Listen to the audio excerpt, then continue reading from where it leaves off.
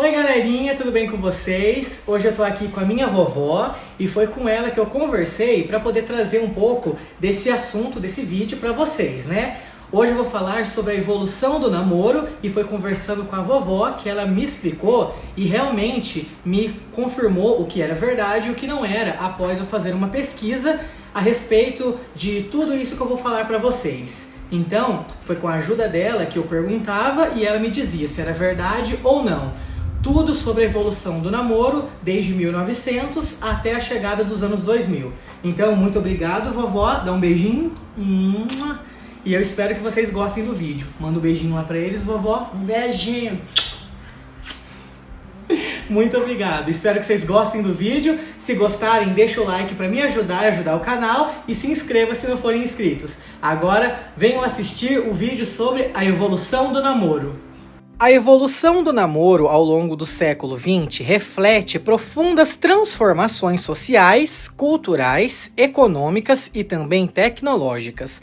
O modo como as pessoas se conhecem, se aproximam e demonstram esse afeto e até constroem relacionamentos mudou radicalmente de década em década.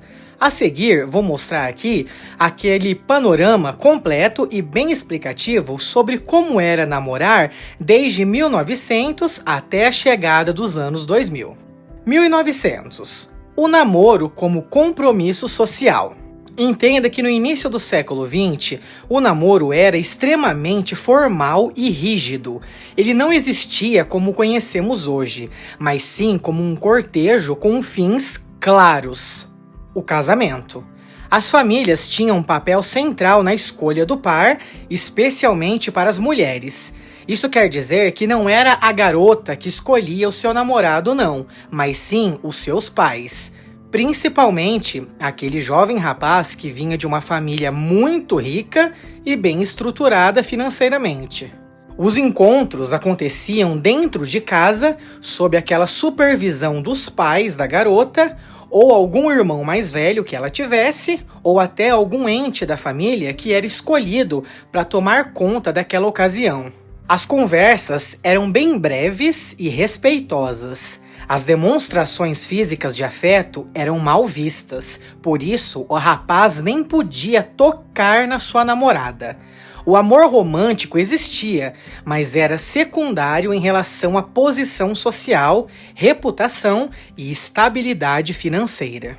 10 anos depois, chegamos para 1910, a era moral, rígida e com vigilância constante. Na década de 1910, os valores vitorianos ainda eram fortes. O namoro seguia as regras morais e rígidas. Isso quer dizer que o homem ele até visitava a mulher em horários específicos. Isso acontecia somente durante o período do dia ou da tarde, mas nunca durante a noite.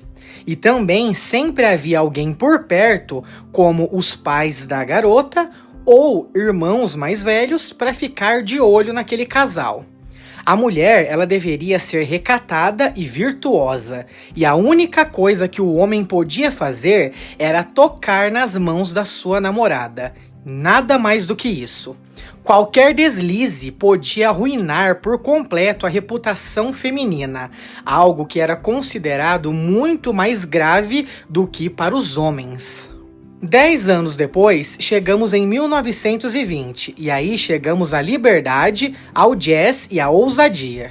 Os anos 1920 marcaram uma revolução no namoro. Com o fim da Primeira Guerra Mundial, surgiram novos costumes. As mulheres ganharam mais autonomia. O namoro saiu de dentro de casa e passou para os cinemas, para os cafés e para os clubes.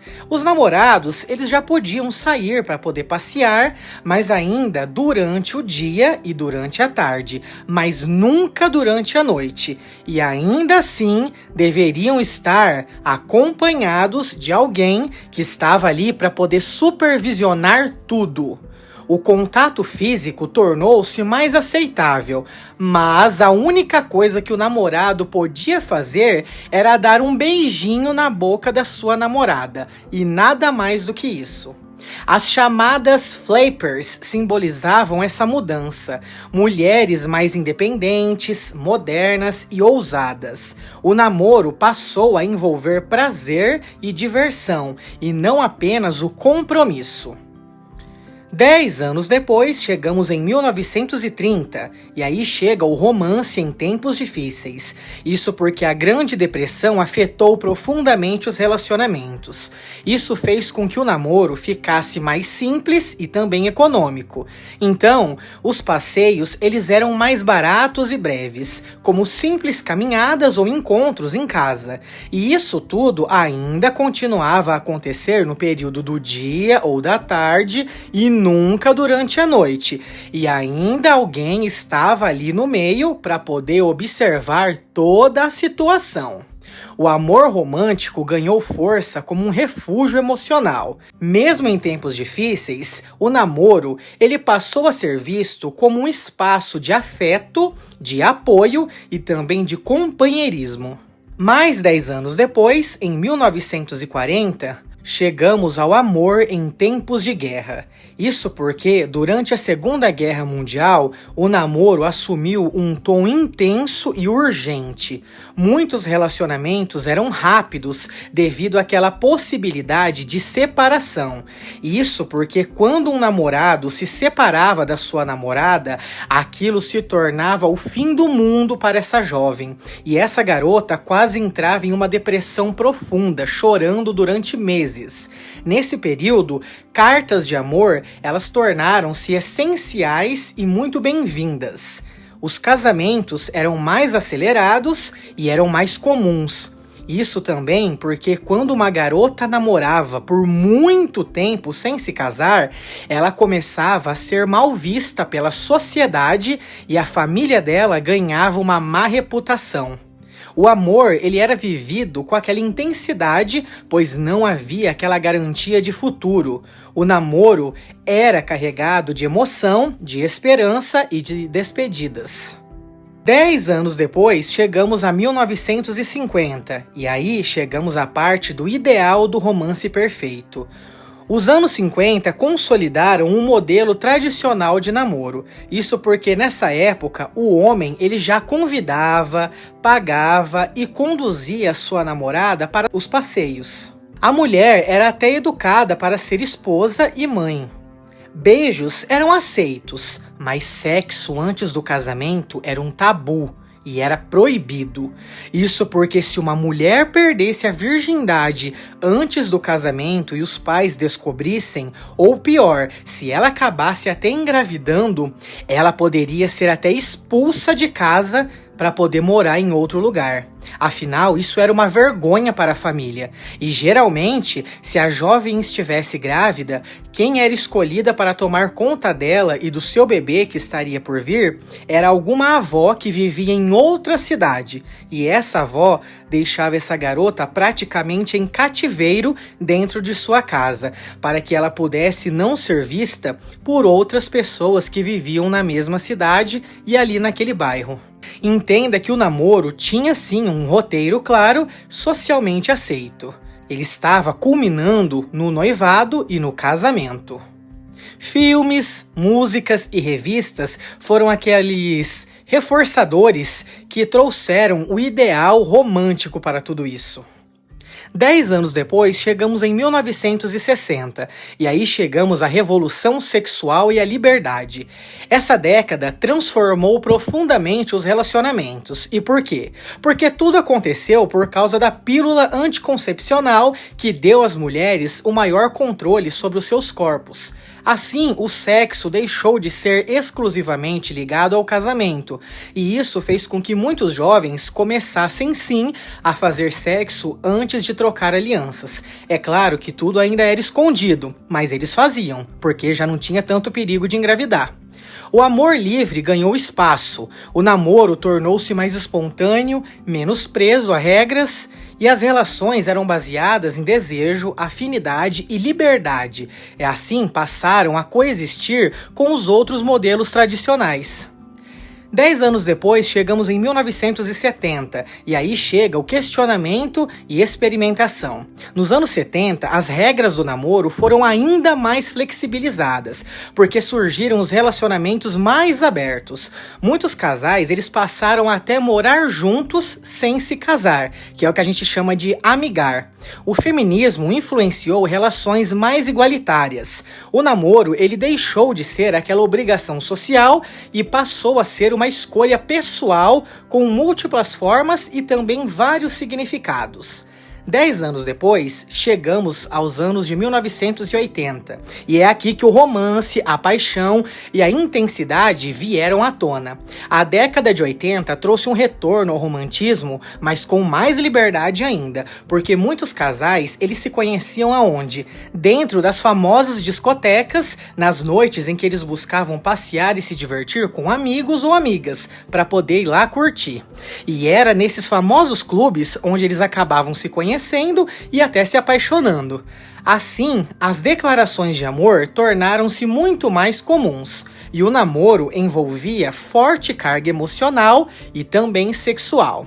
Mas essa época foi quando a AIDS trouxe o medo, mas também mais diálogo sobre a sexualidade.